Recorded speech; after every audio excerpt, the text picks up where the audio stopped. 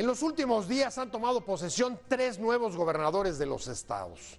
En medio de protestas sociales, reclamos por casos de corrupción y además un elevadísimo endeudamiento. ¿Cómo van a hacer en este contexto para poder gobernar estados en prácticamente bancarrota? De eso vamos a hablar hoy en Opiniones Encontradas. Muchas gracias por estar con nosotros en este programa en el que todas las ideas se pueden cuestionar siempre que se debatan. Soy José Buendía, gracias por estar con nosotros y acompáñeme a ver unos datos de contexto para situar el debate, no sin antes dejarle mi Twitter, José Buendía MX, y regresamos en un minuto, no se vaya. Los gobernadores electos de Oaxaca, Alejandro Murat, de Veracruz, Miguel Ángel Yunes Linares, y de Aguascalientes, Martín Orozco, tomaron posesión del gobierno de sus respectivos estados el pasado 1 de diciembre en medio de protestas sociales por desfalcos en las entidades y reclamos por la corrupción de las administraciones salientes. Murat tomó protesta en la madrugada en una sede alterna al Congreso del Estado para evitar las protestas de los maestros de la sección 22 de la CENTE que mantenían sitiada y acordonada la sede oficial. En tanto, Yunes anunció la recuperación de inmuebles y recursos por un valor superior a los 1.250 millones de pesos para el Estado, provenientes del enriquecimiento ilícito que se señala a su antecesor Javier Duarte, fugado de la justicia. El anuncio, sin embargo, quedó abajo de las expectativas de la promesa de cimbrar a México con informaciones sobre corrupción. En campaña, los nuevos gobernadores prometieron meter a la cárcel a sus antecesores y a los funcionarios que hubieran desviado recursos o defraudado las arcas públicas. Políticos, activistas, analistas y la sociedad civil en general reclaman que los exgobernadores corruptos sean juzgados por la justicia como primer paso contra el manejo de la hacienda y bienes públicos de las entidades, como si estuvieran bajo el poder ilimitado de virreyes feudales. La indignación que han causado escándalos de corrupción en casi una docena de gobernadores que están bajo la mira de la justicia exige también obligarlos, bajo algún mecanismo transparente, a regresar lo que se robaron. Posiciones. 1. De igual forma, Yunes acusó que 500,000 habitantes de la entidad se incorporaron a las filas de la pobreza. Subió el número de pobres, pero crecieron los millonarios relacionados al poder, subrayó. 2. El líder nacional de Morena, Andrés Manuel López Obrador, acusó que Miguel Ángel Yunes Linares no cumplió con su ofrecimiento de denunciar más actos de corrupción en Veracruz, pues dijo que lo más destacado de su discurso fue el elogio a Peña Nieto. Sin embargo, todavía hay quienes dudan de que son lo mismo el PRI y el PAN, sobre todo iguales de corruptos. 3. El gobernador electo de Oaxaca, Alejandro Murat, aseguró que está por recibir un estado colapsado, un desastre, y por tal motivo decidió cancelar su acto de celebración por el inicio de su gobierno que tenía programado para el 1 de diciembre, después de su toma de protesta en el Congreso Estatal. Con Opiniones Encontradas, muchas gracias por estar con nosotros y vamos a entrarle a hablar, a analizar cuál es la situación y la perspectiva de los estados donde en los últimos días ha habido el relevo en la gubernatura. Los gobernadores de Oaxaca, de Veracruz, de Hidalgo, sí fue Hidalgo, ¿no? No. Aguascalientes, perdón, tomaron posesión. Pero están tomando posesión estos y otros antes, como por ejemplo el de Chihuahua, en situaciones muy difíciles porque se enfrentan a un estado casi de bancarrota. Vamos a entrarle y muchas gracias por estar con nosotros. Me da mucho gusto que esté con nosotros hoy Juan José Rodríguez Prats. Usted lo conoce, estuvo con nosotros hace algunas semanas. Juan José, un placer, Pepe, muchas placer gracias. De verdad que estés con nosotros. Otra vez para entrar a este tema que yo sé que es de los tuyos. Muchas gracias. Muchas gracias, Iván Iturbe, de la Ibero.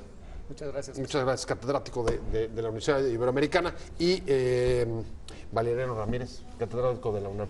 Gracias a los tres. Y si quieren, entrémosle. ¿Cómo le van a hacer para gobernar? Estoy pensando en Chihuahua, ¿no? Ya Corral, nuevo gobernador, panista, dijo, no tengo un quinto, ayúdenme.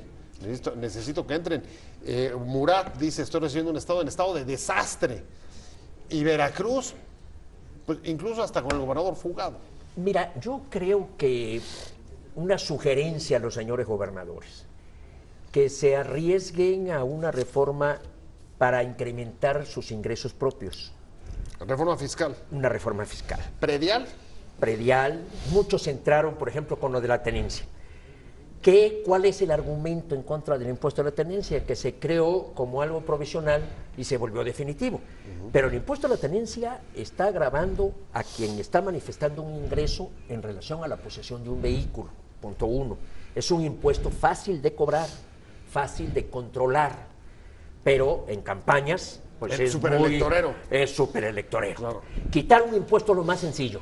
Restablecerlo va a ser Muy sumamente difícil. A ver, pero no van a tener alternativa, porque no creo que no van a vaya a tener haber alternativa. dinero de la federación. Otra cosa, gastos. Mira, yo puedo mencionar, por ejemplo, algo absurdo.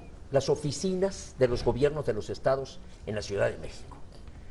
Eso Las se embajadas. justificó, las embajadas. Ajá. Eso se justificó en los 50, en los 60. Los representantes iban a cobrar las participaciones, le veían las audiencias al gobernador, veían cómo iba a hacer sus gestiones.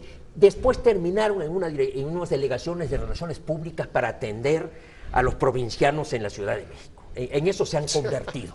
En eso se han convertido reuniones.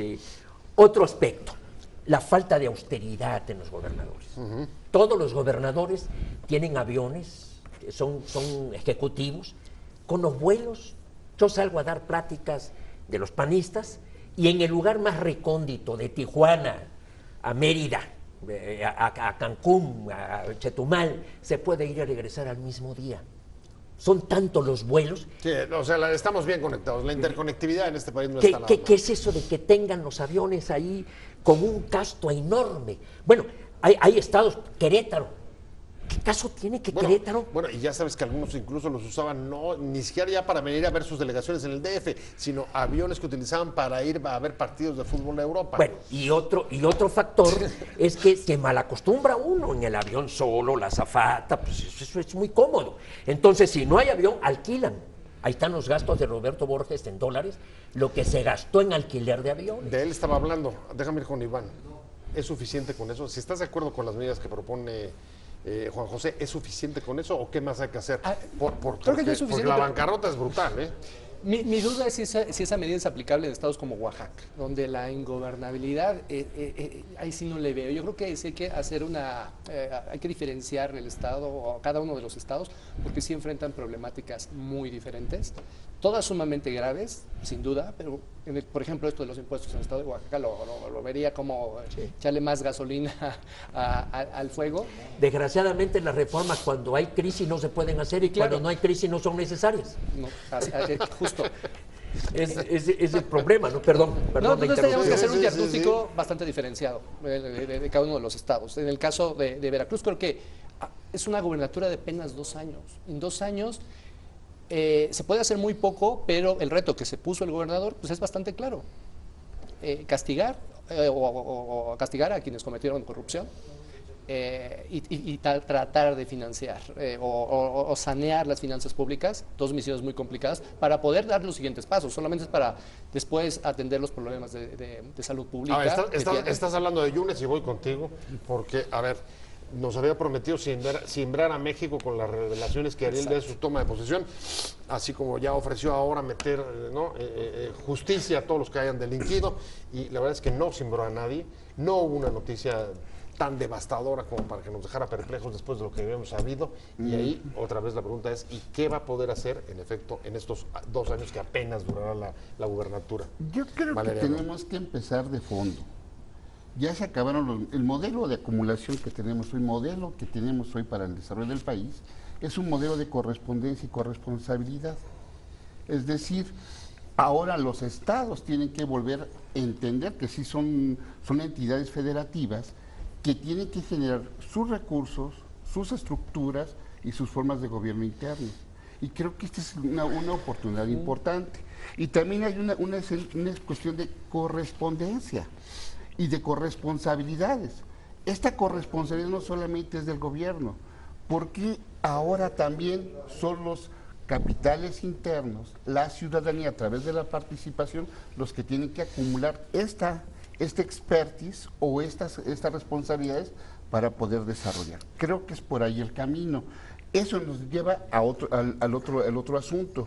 Cuando hablamos de lo que está haciendo, lo que está proponiendo Yunes, de cárcel a los corruptos, recuperación de recursos, eso ya nos lo habían prometido hace algunos años.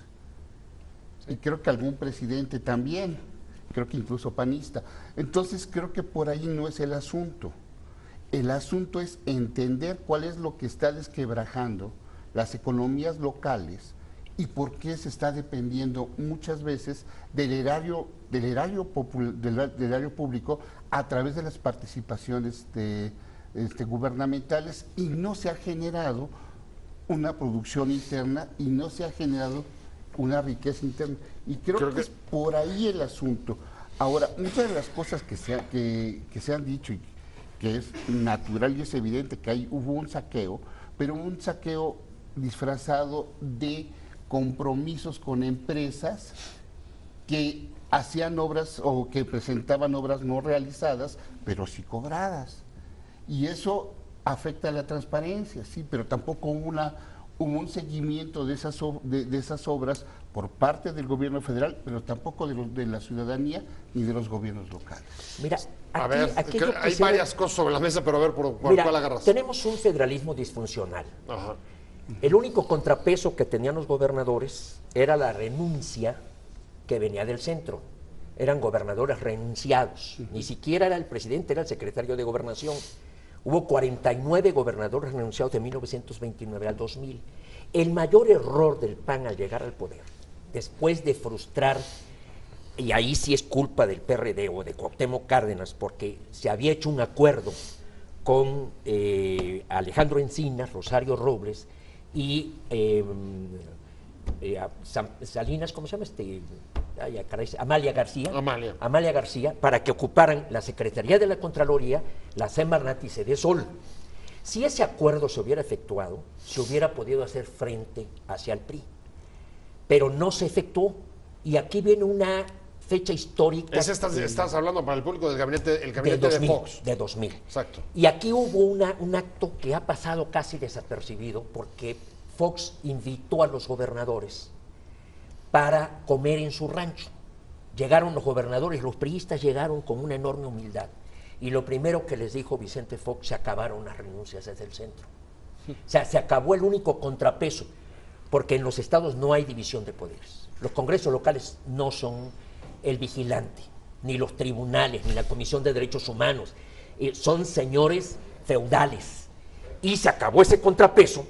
Y les dice Fox: les voy a doblar el presupuesto. Les dobló el presupuesto. No conforme con eso, se quintuplicó la deuda. Del 2001 al 2016, en 15 años, se quintuplicó la deuda. Ajá. Y de ahí vino la CONAGO. La CONAGO es la aberración jurídica y la violación a la Constitución que la hacen los gobernadores y el presidente. ¿En dónde y en qué artículos se basan para que exista la CONAGO? Ahora ya hay hasta comisiones. Bueno, ¿y el Senado no son los representantes de los estados? Se han reunido 50 veces. ¿Qué costo tiene cada reunión y de dónde sale ese presupuesto? Si es un organismo que no tiene sustento jurídico, la autoridad no puede hacer lo que la ley no le autoriza. Eso lo formó Juan Millán y Ricardo Monreal, y el PAN lo permitió. Entonces empezaron a dar cuenta del poder que tenían y empezaron a abusar del poder. Y después, como el PRI ya no tenía el presidente de la República. ¿Cómo resumirías, para pasarle la palabra a Iván, el error que cometió desde tu punto de vista el PAN? Digamos que fue por una, falta de habilidad política. Falta de habilidad política. Falta de habilidad política. O un sentimiento de culpa de Fox. Se soltó. O una pseudo vocación democrática. Se soltó a los gobernadores y hubo un vacío jurídico en la Constitución. ¿O es que él había sido gobernador de Guanajuato? Y hay un vacío en la Constitución, porque la Constitución, lo que contempla para desaparecer los poderes en un Estado, es una hipótesis que prácticamente no se da. Artículo 76, fracción 5, que el Senado dice tiene que declarar desaparecidos los poderes. Nunca los poderes, desaparecen los tres poderes. Por ejemplo, un Ulises Ruiz en Oaxaca, después de que la Suprema Corte de Justicia dijo se violaron derechos humanos, hubiera sido renunciado. Ajá. Un Mario Marín, cuando se intercepta aquella llamada de la famosa Gober Precioso, donde se dice y se compromete que va a sancionar a Lidia Cacho, hubiera sido renunciado. Entonces los gobernadores no tan solo adquirieron gran poder, sino que al no haber un presidente que decidiera, designaron sus sucesores. ¿Y a quién designaron los gobernadores? a sus ¿quién les cómplices. cubriría? Voy contigo, Iván. O sea, a ver, no sé si compartas, No, pero sí, totalmente. sería la propia federación, el propio presidente, el que, digamos, capituló. ¿Puedo usar esa palabra? Es que ¿Puedo usarla se o usaban no? facultades metaconstitucionales. O sea, también tuvo razón Vicente Fox, vamos a respetar la Constitución, pues sí. Pero, sí, pero, pero no a hubo ver, un respetar contrapeso, qué si pues, había, pero si no había hubo un vacío. No hubo un contrapeso Así para, es, para así es. tratar de balancear. Y lo que llegamos, lo que tenemos ahora son varios virreinatos, gobernadores que tienen un poder excesivo, que, bueno, no hay rendición de cuentas, problemas severos de corrupción, unas sociedades bastante también deterioradas, víctimas por la delincuencia, heridas, lastimadas. Si bien coincido, sí que sí es un problema institucional, creo que hay gobernadores, y Miguel Ángel Yunes es que necesita dar respuestas prontas y claras ante la opinión pública. El diseño institucional sin duda hay que trabajar en él, pero creo que la opinión pública que los puso de cara a ciertas promesas, claro, el combate a la corrupción, vamos a ver si lo puede hacer, o Alejandro Murat, si puede al menos mitigar el problema magisterial, que está bastante complicado. Me preocupan unas declaraciones que hizo este fin de semana en torno a esto de esta herencia de plazas, esta demanda de la gente, pues que la van a evaluar, ¿no? O sea, Regresamos ¿dónde va a sobre llegar ese, regresamos sobre ese punto. negociación? Ya metiste buena discusión aquí con tu intervención. Regreso contigo, Valeriano. Estamos en Opiniones Encontradas. Un corte de 2 minutos y regresamos. No se vaya. De vuelta rapidísimo. ¿Cómo van a gobernar los nuevos gobernadores que han estado tomando posesión en los últimos días sus estados en situaciones casi de bancarrota? Estoy hablando con Juan José Rodríguez Paz de El PAN. Muchas gracias por estar con nosotros. Iván Iturbe Carvajal, catedrático de la Ibero, y me quedé contigo, Valeriano. Y el tema es si estas crisis fiscales, ¿crees, como defendías en tu primera postura, que van a tener que, digamos, van a significar ya la ruptura de esos estados sin contrapesos y sin poderes, como venían funcionando, como decía Juan José, después de la entrada de Fox al poder? Yo creo que el gran problema es cómo cambiar la cultura política. Fueron muchos años de un Estado protector, fueron muchos años de una práctica política social formativa de corporaciones, de organizaciones sociales, con el erario social. Y estábamos acostumbrados a que cuando un Estado estaba en crisis, el Estado resolvía los faltantes. El problema es que ya no hay dinero, el problema es que ya no hay techos de endeudamiento. El problema es que ya no hay recursos de en dónde recuperar lo que ya se perdió. Y eso tiene que ver también con las formas políticas internas y los nuevos acuerdos y pactos sociales. Y creo que es por ahí donde está el asunto. Porque eso es lo que dijo Yunes, un pacto social. Sí, el problema es que el pacto social no solamente es con la población interna de Veracruz, sino también es con el gobierno federal, de ver cómo vamos a paliar los faltantes y cómo va a resolver en este momento Veracruz, Oaxaca, Chihuahua, Aguascalientes, Quintana Roo y los que vienen el año que entra. Sí, claro. Entonces, Chihuahua. ¿Cómo se van a paliar esos problemas cuando la sociedad estaba acostumbrada a préstamos o estaba a políticas públicas de fondo perdido? En un contexto, Juan José, y ahí complejísimo, como lo decía Iván hace rato, muy, muy difícil, porque hay verdadera indignación en varios de los estados. Estamos hablando de no solo de corrupción, pero también señalamiento, violencia, crecimiento de la violencia, como por ejemplo en Chihuahua, donde nuevamente empiezas a ver niveles de inseguridad, por ejemplo en Ciudad Juárez, muy altos. ¿Cómo mantener, digamos, la gobernabilidad en esa mezcla? En primer lugar, yo le sugeriría a los gobernadores que no se confíen en esperar mucho de la federación. Pues no hay. Yo siento que la federación puede entrar en una crisis grave de recursos y que la crisis puede ser de mucho mayor magnitud. Entonces eso de que denme, yo ya creo que esa puerta está cerrada. O sea, ya no solo no excedentes petroleros como algún día fueron la jauja de los estados. Vienen las vacas flacas, vienen las vacas flacas. Exacto, las participaciones a la baja. A mí muchas veces esas palabras me gustaría más precisarlas. Requerimos un nuevo pacto social. ¿Qué es un pacto social? ¿En qué consiste? ¿De qué principios parte? ¿Cuál es su decálogo? Por ejemplo, esa frase de proyecto nacional. ¿Cuál es tu proyecto nacional? No, dime qué vas a hacer desde el gobierno. Yo soy un poco más humilde, más modesto. Sí, Primero, vamos aterrizándolo. Dices. vamos aterrizándolo, ¿no? Una de las cosas claves es una frase de Antonio Caso: no se destruye lo que no se reemplaza. Destruimos una serie de cosas, ahora ¿cómo lo reemplazamos? La cultura política, ¿por dónde tendría que comenzar? Por la cultura de la legalidad. La deuda pública de los estados y la deuda pública de la federación se adquirió violando la Constitución. La Constitución es muy clara: no puedes adquirir crédito si no es para obra pública en donde se pueda recuperar el crédito.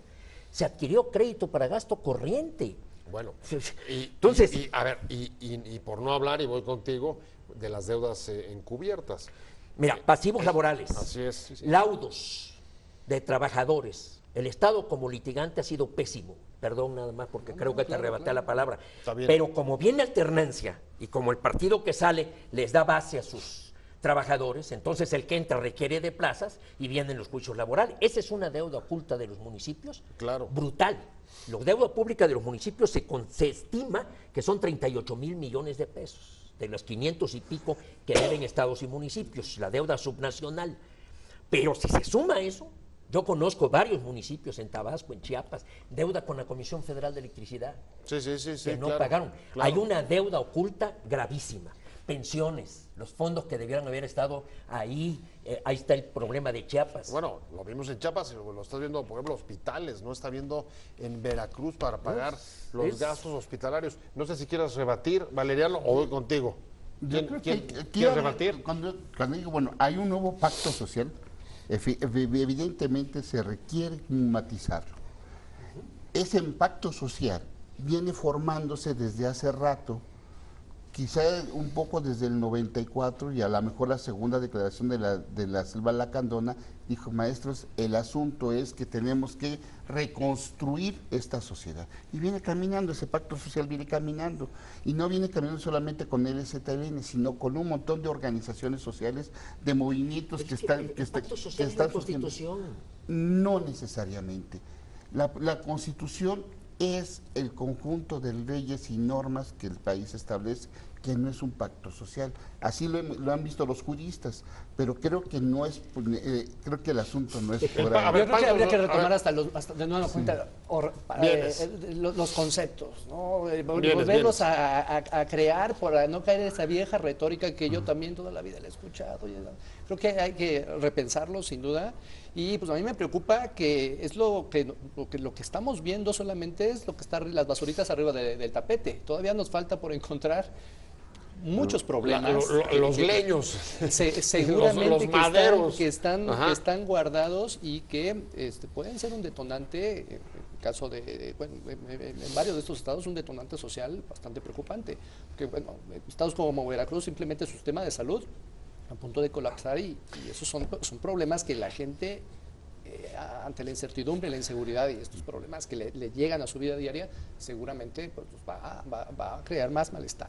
Hay una palabra que parece clave y en eso creo que los tres más o menos han estado de acuerdo, y es la necesidad de que haya contrapesos, que los gobernadores puedan tener contrapesos. No sé si lo que estamos viendo en estados como Veracruz, que hemos visto en Oaxaca, por ejemplo, también en Quintana Roo, con algunas organizaciones de la sociedad civil que incluso han venido aquí a presentar denuncias, estaríamos hablando de que comienzan a surgir dentro de esos estados que estaban ausentes o eran demasiado débiles, sociedades civiles capaces de pedir y exigir rendición de cuentas. Regreso con esta pregunta para los tres. Estamos en Opiniones Encontradas, 2 minutos de corte y regresamos acá a seguir con nuestro programa. ¿Cómo gobernar estados en bancarrota? Y me quedé contigo, Iván. ¿Quién va a ser el contrapeso? ¿La federación va, digamos, a retomar esa función? ¿O hay dentro de los estados ya algunas fuerzas que puedan exigirlo y que puedan lograrlo? Dentro de los estados, bueno, sí hay un grupo de gobernantes que los lleva al poder que pueden servir como contrapeso, pero pues, otra vez vamos a ver si su opinión pública realmente no solamente participa cada 3 o 6 años, sino realmente se activa y está atenta y dando seguimiento a los problemas. Por parte de la Federación, yo creo que hablamos de los recursos económicos, creo que van a estar orientados el próximo año a otros lugares, ¿no? Ya sabemos más o menos dónde, electoralmente hablando, va a estar Coahuila, Nayarit, el Estado de México, por supuesto. Entonces, por ahí tampoco. Hasta Veracruz. Tampoco lo veo. Y va a haber elecciones municipales en Veracruz, que pues es un buen incentivo para dar resultados rápidos y contundentes. No fue este anuncio que simbrara al país, pero tal vez está guardado, tal vez está latente para que... Lo que está esperando es que la Federación los deje un poco ahí a la deriva. Yo creo que yo no veo un poder institucional en este país ahora que esté concentrado en resolver ni el problema de oaxaqueño ni el de Veracruz. Creo que tiene unos problemas más graves, muy al norte del país, que pensar y ocuparse antes que estos problemas locales, ¿no? Sí, ¿coincides? O Mira, otra vez digamos, habrá criterios electorales.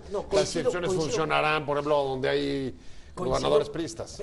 Aquí el problema está en que no perfeccionamos nuestra democracia representativa y estamos soñando en figuras de democracia directa.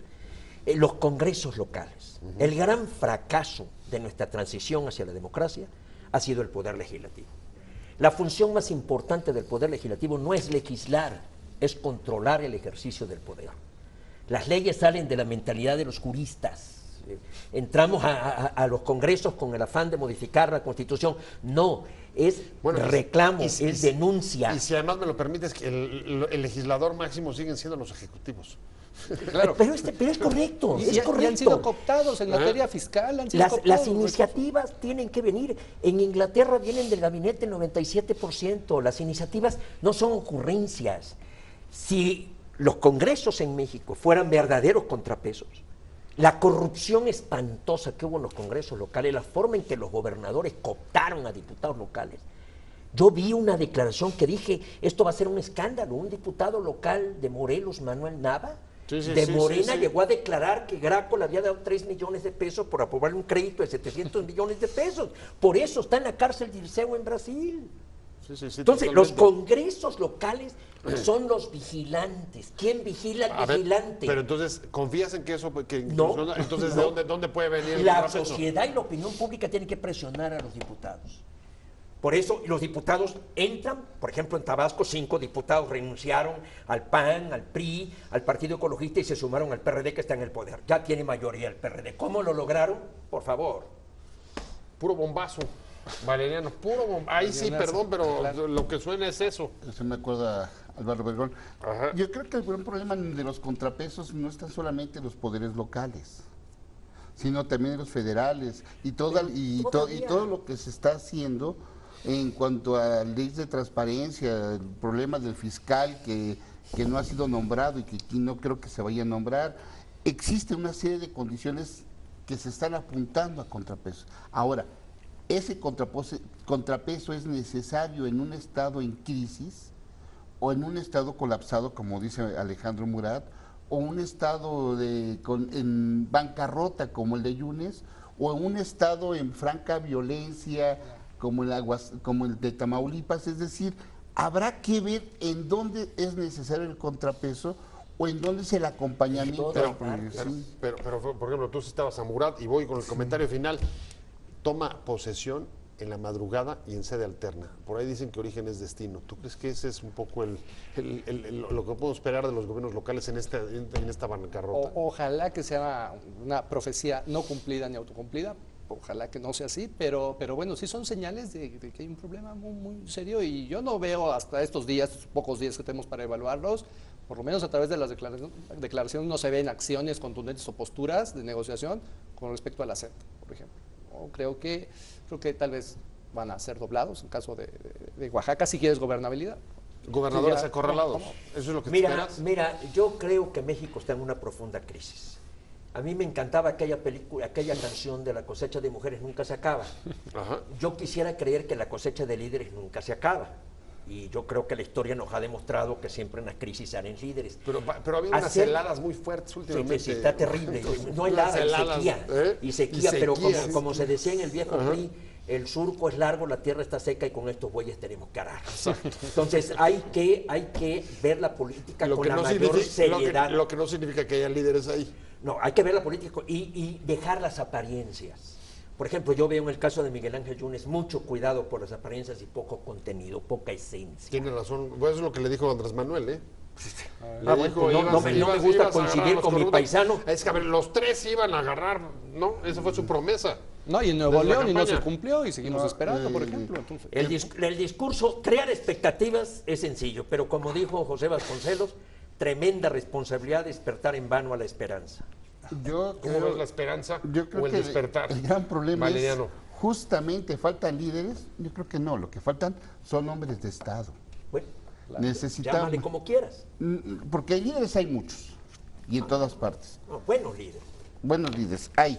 Lo que faltan son hombres de Estado con visiones de veras de qué es lo que tiene que pasar en el país, de lo que tiene que ser en la nación y al mismo tiempo tener la capacidad de consensar las opiniones generales y darles su curso a proyectos generales, partiendo de lo particular, a lo mejor de lo local, pero sí con una visión general, de visión de a largo plazo, y eso es lo que hacen los estadistas, y eso es lo que nos hace falta. Pues a mí se me terminó el tiempo, les agradezco mucho a los tres que han estado conmigo. Valeriano, muchas gracias. Valeriano Ramírez, catedrático de la UNAM, muchas gracias. Iván Iturbe Carvajal, de la Ibero.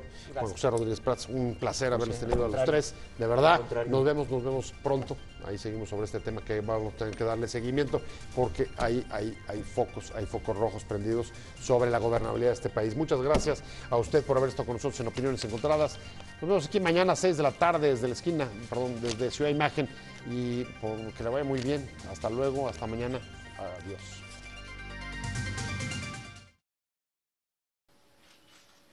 Te invitamos a seguir cuestionando la información con los siguientes videos.